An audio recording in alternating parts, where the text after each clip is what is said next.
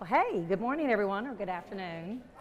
I'm going to be moving around, so bear with me. My name is Melanie Willoughby, and I am the Director of Health Management at St. Joseph's Candler, but my background is that I am actually a critical care nurse. So when I got the opportunity to come and speak to you today, I couldn't resist and I'm hoping I can get through 5. I really strongly, passionately believe in women and heart disease. So I'm going to put you on the spot, a few of you, and ask you some questions. But my goal is when you walk out of here today, you really understand how important women, what heart disease can be for a woman, and that you know your risk factors, and you know that it's not going to happen to you, okay? But anyway, I'm going to give you a little cheat sheet. Some of this because I want you to take these with you. Okay. I have a question for y'all. What do you think the #1 killer for women is? Yeah, I kind of gave that away. It's interesting, when the Heart Association did a poll, they discovered that only 13% of women worry about heart disease. So my question to you is, if you know that the #1 killer for heart disease is women, do you worry about having heart disease? I'm glad. Do y'all? Okay. Typically what we find is women who are younger don't. So the first myth about heart disease is that women not only die from heart disease, if you develop heart disease and you have a heart attack, who do you think dies more often with their first heart attack, a man or a woman? Women, correct. Do you know why? That is true. So unfortunately, what leads up to having that first heart attack with women is that over 50% of women who had a heart attack will tell you, I never had chest pain. They have what we call atypical chest pain. So I encourage you, and we're going to talk about the signs and symptoms later, but that's the problem. The problem is that because you don't have any symptoms, at least you don't think you did. That's the key. So one of my areas that I manage is cardiac rehab. We have women in there as young as their early 30s. But here's the other difference. You'll sit there and you'll tell me, oh yeah, women die of heart disease. But I guarantee you everyone's thinking, not me, my mother. My mother's in her 60s. That's the woman who's going to die from heart disease, right? That's not what we're seeing, okay? We're seeing women in their 30s and 40s die from heart disease, okay? And then the problem is, the first myth is that women do die more from heart disease. What happens is, as you grow older, estrogen, thank goodness for that estrogen, it's got some good things to it. So you do have about a 10-year buffer for heart disease more than a man, okay? So if you know that it's kind of like the silent killer, you should know your risk factors. You should know your family history, okay? How many of you in here could tell me what your cholesterol level is and what your HDL and your LDL are? How many of you could tell me that? That's what I feel. And good for y'all, okay? Very good. The next thing I'm going to tell you, the myth is you need to know your numbers. Okay, all of that, by the way, is on this sheet. But I challenge you, when you leave here today, to make a note that if you've ever had your lab work done, make sure you know what your numbers are, okay? So what numbers are we talking about? Here's the numbers. The very first one, yeah, cholesterol. But you not only need to know your total cholesterol, here's what's interesting for women.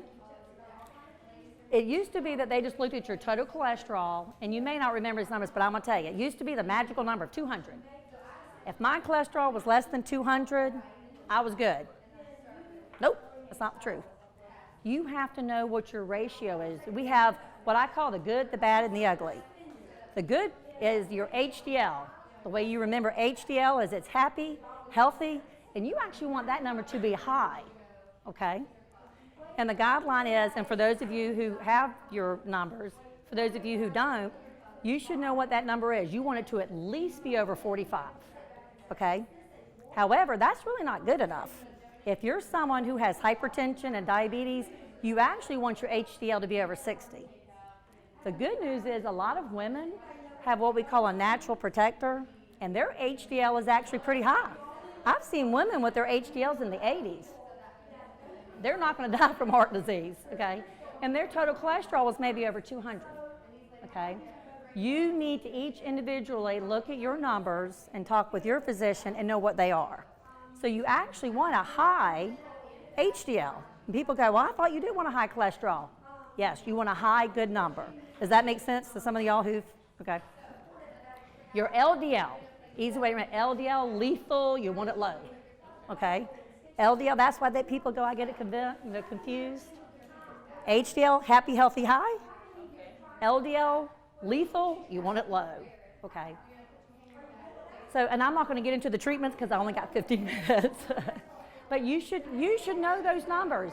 I should ask each one of you, and every one of you, you should have looked at me and said, yes, Melanie, I know what my HDL and LDL are because it's important to me what my health is, and I know what my numbers are.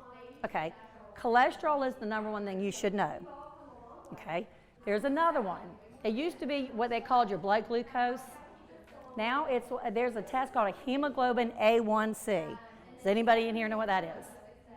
Okay, there you go.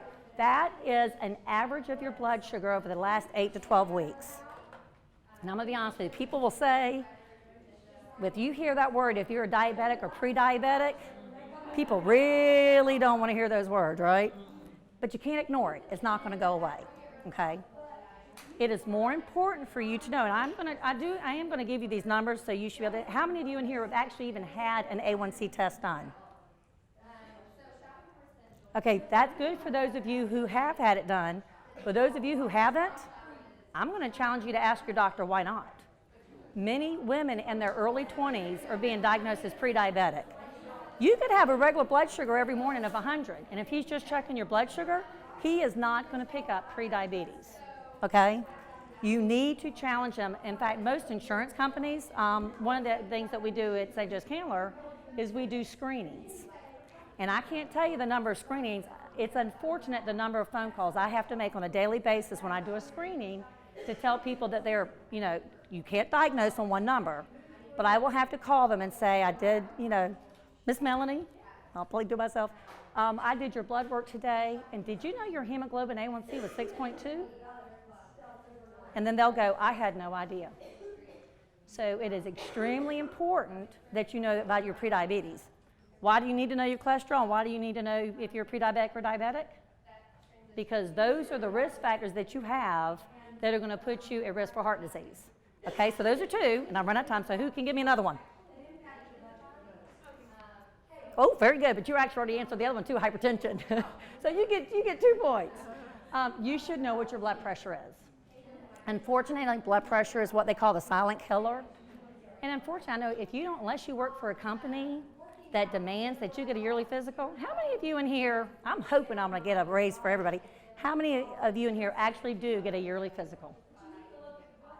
Yeah, and we always have a few. That's okay. I will admit that I'm on my husband's insurance. Only because I work at the hospital do I get a yearly physical, but I don't have to. So, but I also know, I'll share with you that I have high cholesterol. It's hereditary from my mother, who actually died in her early 60s of heart disease, which is why I'm so passionate about this. She used to go into the doctor, and she'd have that, chest discomfort. You know what they told her she had? Indigestion. So a few years ago, I would have told you that people die from heart disease because the physicians were misdiagnosing it. As I've done this talk over the years, that's actually changed. The doctors are now with it. Guess who denies it? Yes. The women. You'll go, certainly it's not me. I will share a quick personal story because she said I couldn't. She actually happens to be a nurse. She was in her early 30s, had 2 little kids at home. Her husband was up at the softball field. She calls me, Melanie, I know you work in the critical care area. Could it be that I'm having a heart attack? She went through all of her signs and symptoms. They really didn't match, a little short of breath, kind of tired. But then I said, what's your cholesterol level? Oh, it's high. I've been taking Lipitor forever. Are you pre-diabetic? Yeah, I am. Hang up the phone and call 911. That's what I told her. She was having a heart attack. Okay? So instead of calling 911, she called me. That's okay. But so that's the other myth, is that, you need to be honest with yourselves and know your risk factors. So anybody have any questions about any of that so far? So there's two more. No tobacco, absolutely. Smoking, well, y'all don't look like you're a whole lot of chewers in here. I usually have to get, but that's definitely one. But there's one more, of course. Obesity is a big one, okay? So you need to work on that. But exercise, you can convince yourself, I walk around a lot every day, I'm busy, but I'm not really overweight, so I don't really need to exercise, do I? That's another myth buster. That would not be true. So cardiovascularly, I've been picking on y'all. How much do you think you should exercise each week to get cardiovascular benefits? Man, y'all are a good group. A+. 30 minutes every day, 4 to 5 times a week. Y'all are a good group. I can tell y'all are used to taking care of yourself. But here's another myth buster there. I hear when I work with some of the clients, they'll tell me, Melanie, I can't do it all at one time, so it doesn't really matter. Is that true? That's right. If you could take 10 minutes in the morning, and I'm not saying you get the exact same benefits, but you get close to that. If you can get up 10 minutes more and take a quick brisk walk your dog, okay, at lunchtime, but I won't make y'all all run around the building when you're done here, at lunch and at dinner. I'm not saying that's a perfect fit, but that is the number one excuse women in particular will give me is the reason. So how many people in here actually do, okay, I know you all know you need to exercise, but how many of you in here actually exercise 4 times a week for at least 30 minutes? I'm glad it's happening.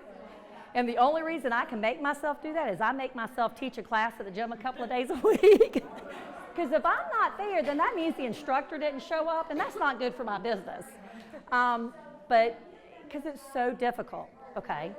And so since we have a little bit of time, this is good, let's talk a little bit about exercise. What types of exercise do you think you should be doing? Cardiovascularly is very important for your heart, okay? That's the number one thing. And I will say that if you only have a certain amount of time, get some cardio in, okay? But I've had so many women say, well, Melanie, I don't mind running and stuff, but I don't want to do any weights. Why do you think they say that? You should do weights, right? Because they don't want to get bulky. Well, you're not going to get bulky. How many of you in here actually do weight training? Very good. And you look like you do. There you go. I strongly encourage you, when you go to the gym, or you can do it at home, at my house, and when I watch the news at night, I have a weighted bar, I have some weights, and I have my yoga mat. And so even on those, I actually try and exercise 6 to 7 times a week, to be quite honest, because I like to eat. So I like to eat, I like to exercise. But it's so easy to get out of that habit. So if you're sitting there and watching the news or whatever, it's so easy. I mean, you can either sit there and watch the news, or you can pick up your weights, do some curls, slides. Oh, are we almost out of time? Okay, I'm gonna get this last bit in. But here's why, as you get older, okay, for several reasons, having muscle tone is not gonna make you bulky. It's a myth, okay? But muscle also won't turn to fat. You have fat and you have muscle, okay? What it will do is the more muscle you have, you burn more calories. Oh, right out of time. Okay, so I'm gonna encourage you. So at the end of the day, are y'all gonna all make an appointment to get to the doctor to know your numbers? Yeah, right. Thank you, guys.